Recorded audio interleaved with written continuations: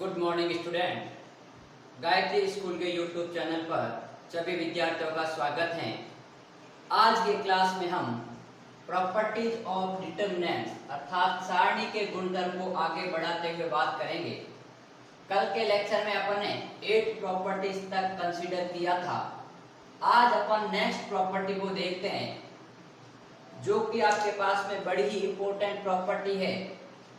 इसका स्टेटमेंट ये कह रहा है कि यदि आपके पास में कोई डिटरमिनेंट गिवन है, मान लीजिए ये आपके पास में एक डिटरमिनेंट है जिसके एलिमेंट आपके पास में a11, a12, a13, a21, a22, a23 और ये हो गया आपके पास में a31, a32 और ये हो गया आपके पास में a33। ठीक, अब ये कह रहा है कि यदि आपके पास में अपन इसका प्रसार कर रहे हैं तो इसका प्रसार आपके पास में क्या आएगा। अपन ने इसका expansion in terms of cofactor के रूप में देखा था कि a11 into f11 plus a12 into f12 plus a13 into f13, जहां पर f11, f12 और f13 क्या है, इस एलिमेंट a11, a12 और a13 के रेस्पेक्टिव कोफैक्टर्स है। अब देखिए, ये अपने एक्सपांशन के अंतर्गत देखा था कि इस डिटरमिनेंट की वैल्यू आती थी। अब मुझे क्या करना है कि यदि आपके पास में इस एलिमेंट को इसी एलिमेंट के कोफैक्टर से मल्टीप्लाई कर रहे हैं प्लस दूसरे एलिमेंट के ही कोफैक्टर से मल्टीप्लाई कर रहे हैं और a13 को a13 के कोफैक्टर से ही मल्टीप्लाई करके एडिशन कर रहे हैं, तो इस सारणी का मान प्राप्त होता है। लेकिन यदि अपन कुछ इस प्रकार का परिवर्तन करें कि मैं इस एलिमेंट को इस एलिमेंट के कोफैक्टर के साथ मल्टीप्लाई कर दूं, अर्थात ऐसा कह दिया जाए a11 f21 प्लस इस एलिमेंट के साथ इस एलिमेंट के कोफैक्टर को मल्टीप्लाई कर दिया जाए, अर्थात a12 f22 प्लस इस एलिमेंट के साथ इस एलिमेंट के कोफैक्टर को मल्टीप्लाई कर दिया जाए यदि, तो इस डिटरमिनेंट का जो मान आएगा वो हमेशा के लिए 0 आएगा। ये है आपके पास में ये प्रॉपर्टी। अपन ने कहा है कि किसी पंक्ति या स्तंभ के अवयव का कोई भी पंक्ति ले सकते हैं, कोई भी स्तंभ ले सकते हैं। किसी अन्य पंक्ति, मान लीजिए पहले ये ले रहे हैं तो दूसरी ये ले सकते हैं, तीसरी ये ले सकते हैं। अन्य पंक्ति या स्तंभ के संगत सहखंड अर्थात कोफैक्टर कौन से होंगे, ये f21, f22 से गुणा करने पर प्राप्त राशियों का योग, आपके पास में योग हो रहा है, पहले गुणा कर रहे हैं फिर योग कर रहे हैं, वो हमेशा 0 प्राप्त होता है। यदि आपके पास में जिस पंक्ति की अपन बात कर रहे हैं और उसी पंक्ति के कोफैक्टर से मल्टीप्लाई कर रहे हैं तो उस सारणी का मान प्राप्त होगा। लेकिन यदि किसी सारणी के अवयवों का किसी दूसरी सारणी के संगत अवयवों के कोफैक्टर से मल्टीप्लाई करके ऐड कर देते हैं तो उसका मान 0 होगा। अब देखिए, अपन स्तंभ के साथ में भी ले सकते हैं कि a11 के साथ में f, इसके साथ में यह आ सकता है f12 प्लस a21 के साथ में f22 और प्लस आपके पास में a31 के साथ में f और आपके पास में 32, ये भी आपके पास वैल्यू 0 आएगी। या फिर इस एलिमेंट के साथ इसका कोफैक्टर आ सकता है, इस एलिमेंट के साथ इसका कोफैक्टर आ सकता है, इस एलिमेंट के साथ इसका कोफैक्टर आ सकता है। ये हमेशा के लिए 0 होता है। अब देखिए, एक एग्जांपल के थ्रू अपन देखते हैं कि क्या वास्तव में ऐसा होता है या नहीं। अब मैंने जो क्वेश्चन लिखा है उसमें ये लिखा है कि प्रथम स्तंभ के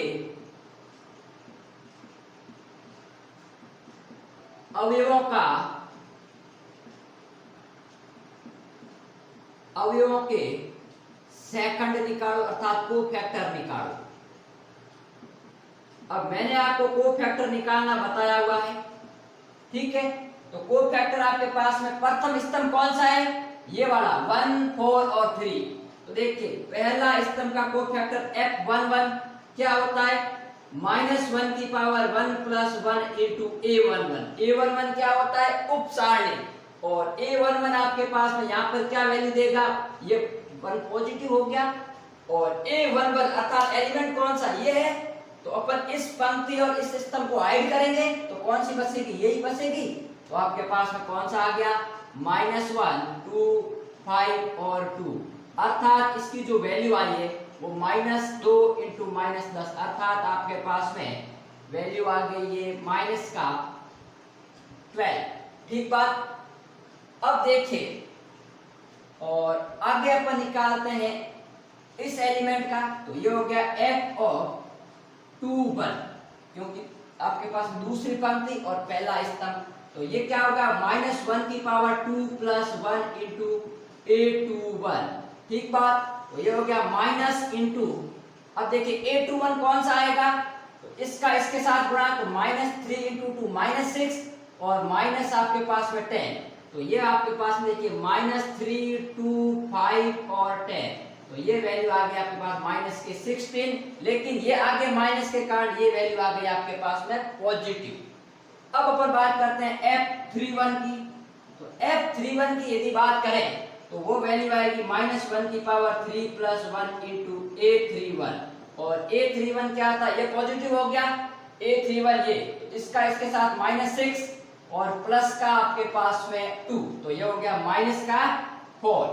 अब देखिए इसके मैंने क्या निकाल दिया, कोफैक्टर। अब मैं इस एलिमेंट को इसी के साथ गुणा कर दूं और इसको इसके साथ गुणा करके इसको इसके साथ गुणा करके जोड़ूंगा, तो इस सारणी का मान प्राप्त होगा। और यदि मैं इन कोफैक्टर के साथ में किसी दूसरे स्तंभ के अवयवों का मल्टीप्लाई करके ऐड करता हूं तो वो मान 0 होगा। ठीक बात। तो देखिए यहां पर अपन देखते हैं, यदि मैं ऐसा कर देता हूं कि -3 × F11 प्लस -1 × F21, और यहां पर वैल्यू आ जाएगी आपके पास में +5 × F311। तो देखिए इसकी क्या वैल्यू आ रही है, F11 -12 और -3 कितने हो गए, 36, और माइनस का आपके पास है 1 × F21 16, तो ये -16, और ये हो गया आपके पास 5 × -20, तो 16 - 20 36, और 36 में से 36 गए, ये आपके पास में आ गया 0। तो अपनी प्रॉपर्टी प्रूव हो गई कि यदि किसी दूसरे एलिमेंट को किसी दूसरे स्तंभ के संगत कोफैक्टर से गुणा करके उनका अपन एडिशन करें तो वो मान 0 आएगा। लेकिन यदि अपन ऐसा कर दें तो ये आपके पास में देखिए A11 × F11 plus A21 × F21 plus A31 × F31। ठीक बात। तो ये आपके पास में क्या प्राप्त होगा, इस सारणी का मान प्राप्त होगा, जो कि क्या होगा, देखिए अपन साइड को निकाल सकते हैं, -12 × 1 -12, 16 × 4 आपके पास में कितने होंगे, 66, और आपके पास में कितना थर्ड का है, -4 × 3 -12। ठीक बात। तो देखिए कितने हो गए आपके पास में, 66 - 24, तो ये वैल्यू आ गई आपके पास में 40, तो इस सारणी का मान कितना आ गया, 40 आ गया। तो ये प्रॉपर्टी थी आपके पास में, जो कि लास्ट प्रॉपर्टी थी। अब अपन बात करेंगे कि डिटरमिनेंट की इन प्रॉपर्टी का यूज करते हुए अपन सारणी का मान कैसे निकालेंगे। पहले अपन सारणी का मान निकाल रहे थे, लेकिन वो अपन एक्सपांशन करके अर्थात उसका प्रसार करके निकाल रहे थे। अब अपन बिना एक्सपांशन किए इन सारणी के मान इन प्रॉपर्टीज की सहायता से ज्ञात करेंगे। तो देखिए अब अपन वैल्यू निकालते हैं इनकी।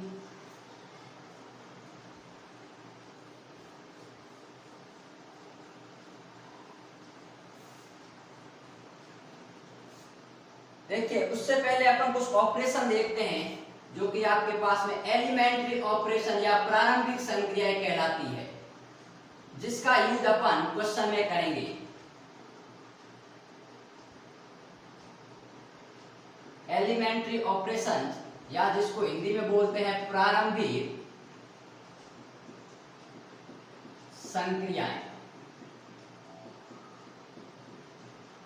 अब देखिए संक्रियाएं का क्या मतलब है। यदि मैं एक कोई डिटरमिनेंट कंसीडर कर रहा हूं, मान लीजिए आपके पास में ये है A11 A12 और A13, आपके पास में यहां पर अपन ले लेते हैं A21 A31 A22 A32 और ये हो गया आपके पास में A23 और ये हो गया A3। ये मैंने कोई एक जनरल डिटरमिनेंट ली है जिसके अंतर्गत आपको बता दूं ये आपके पास में प्रथम पंक्ति कहलाती है, ये आपके पास में द्वितीय पंक्ति होती है, इसको अपन कहते हैं तृतीय पंक्ति।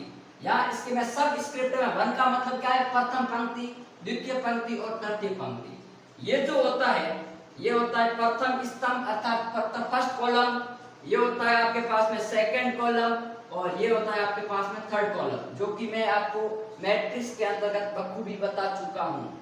अब देखिए ये मैंने क्यों बताया है, इसके अंतर्गत अपन कुछ इस प्रकार के परिवर्तन कर सकते हैं जिसकी सहायता से इस मैट्रिक्स डिटरमिनेंट का जो वैल्यू है वो निकालना अपने लिए इजी हो जाता है। तो देखिए इसमें अपन ऐसा कर सकते हैं, फर्स्ट ये है ऑपरेशन कि यदि कभी आपके पास में ऐसा लिखा हुआ आ जाए R1 is replaced by R2, इसका मतलब क्या है, प्रथम पंक्ति। R1 का मतलब क्या है, प्रथम पंक्ति और R2 का मतलब है द्वितीय पंक्ति, अर्थात इसका मतलब है प्रथम पंक्ति व द्वितीय पंक्ति के अवयवों को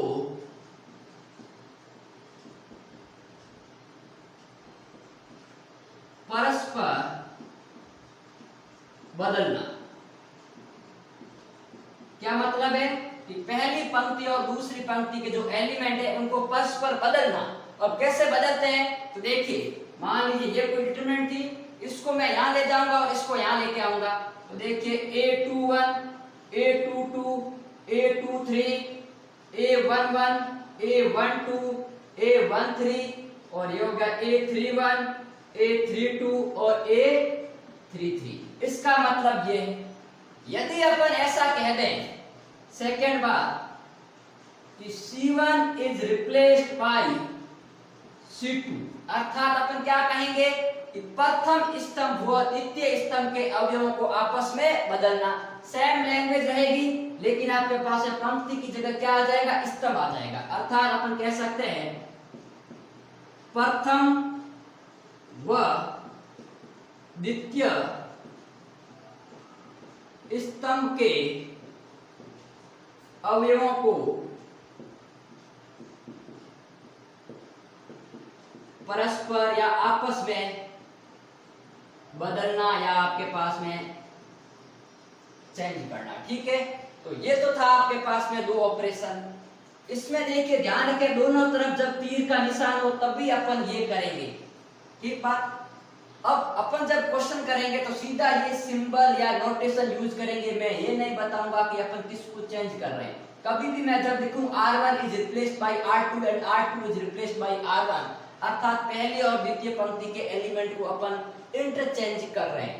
इसका यदि आपके पास में इस तरफ का जो मतलब होता है, यदि अपन ऐसा लिख ले R1, तो इसका मतलब क्या है कि R1 को अपन R2 से रिप्लेस कर रहे हैं और वापस इस तरफ कर देते हैं, मतलब R2 को भी R1 से क्या कर रहे हैं, रिप्लेस कर रहे हैं। अब देखिए अपन थर्ड प्रॉपर्टी की तरफ ध्यान दें, सॉरी प्रॉपर्टी नहीं ऑपरेशन। तो कुछ इस प्रकार आता है कि जो R1 है वो आपके पास में ऐसा आ जाए K इंटू R2 या आपके पास में R1 लिख लो या R2 लिख लो। ठीक बात। या फिर आपके पास में चाहो तो आप ऐसे भी लिख सकते हो, कोई फर्क नहीं। इसका मतलब क्या है कि जो प्रथम पंक्ति के अवयव है उन सब अवयवों को क्या करना है, K से मल्टीप्लाई करना है। ये प्रथम पंक्ति है, प्रथम पंक्ति की जगह रिप्लेस करनी है। प्रथम पंक्ति को रिप्लेस करना किससे करना है, K R1 से, अर्थात प्रथम पंक्ति के ही अवयवों को एक कांस्टेंट K से मल्टीप्लाई करना।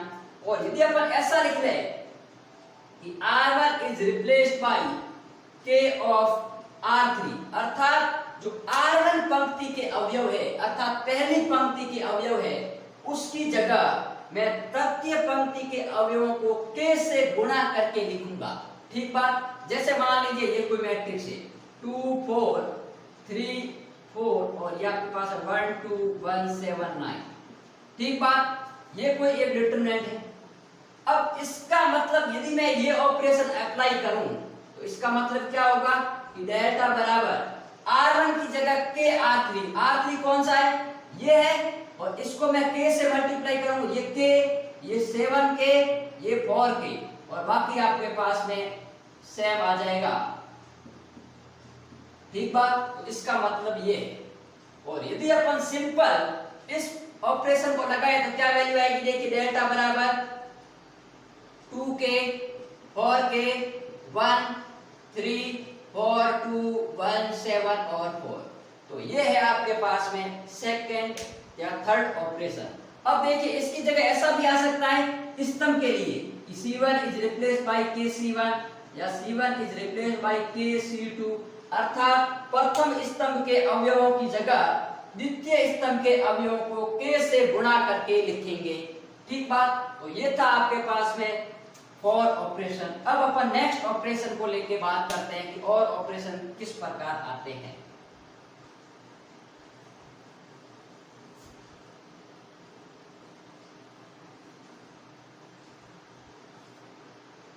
अब देखिए कई बार ऐसा आ जाता है कि R1 है, R1 की जगह R1 प्लस आपके पास में है 2 ऑफ R2।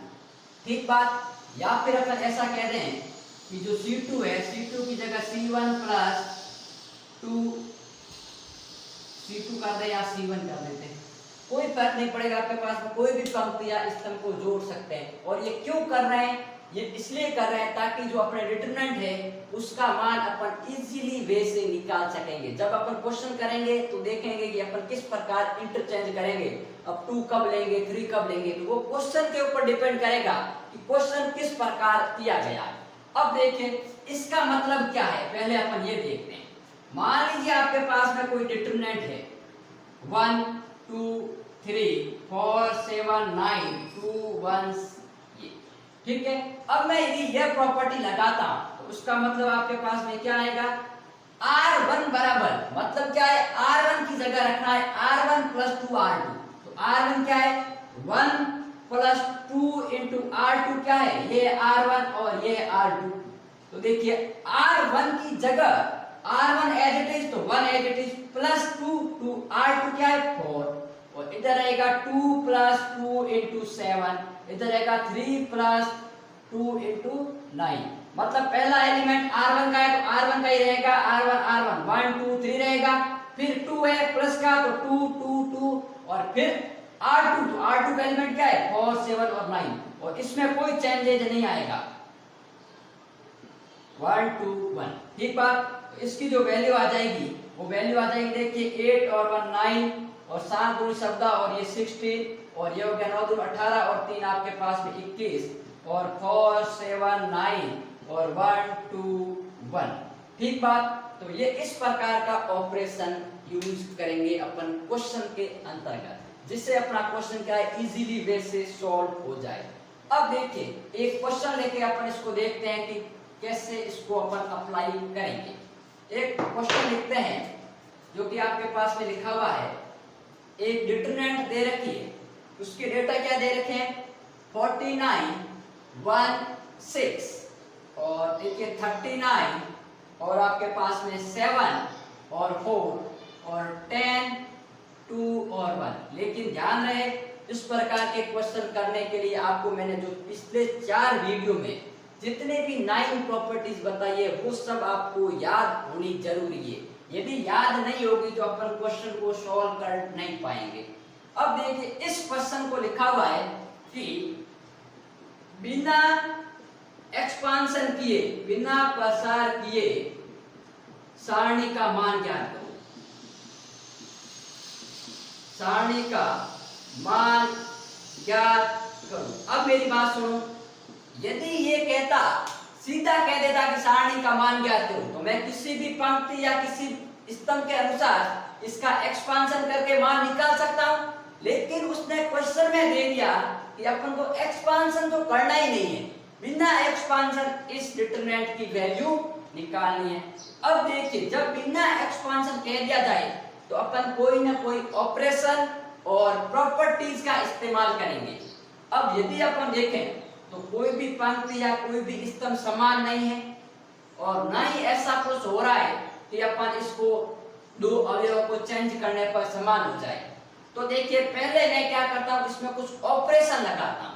तो देखिए क्या है, ये एलिमेंट कौन सा है, C1।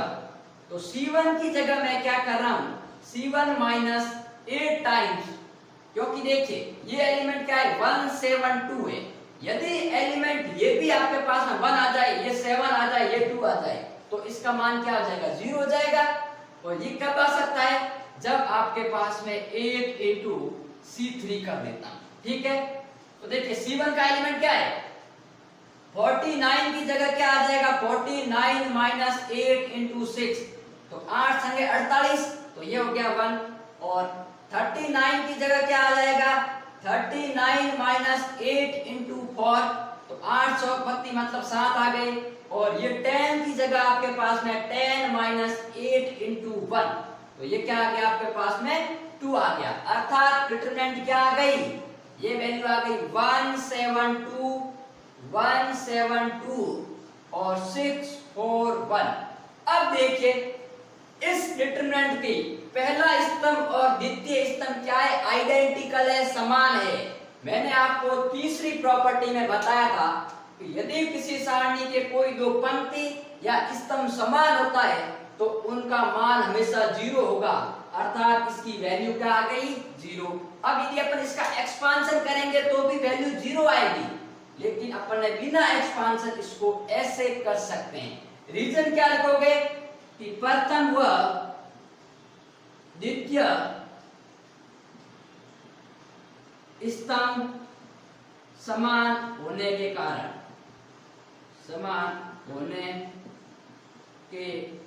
कारण, ठीक है। या फिर लिख सकते हो गुणधर्म पीछे कि जब किसी सारणी के कोई भी दो पंक्ति या स्तंभ समान होता है तो उस सारणी का मान हमेशा 0 होगा।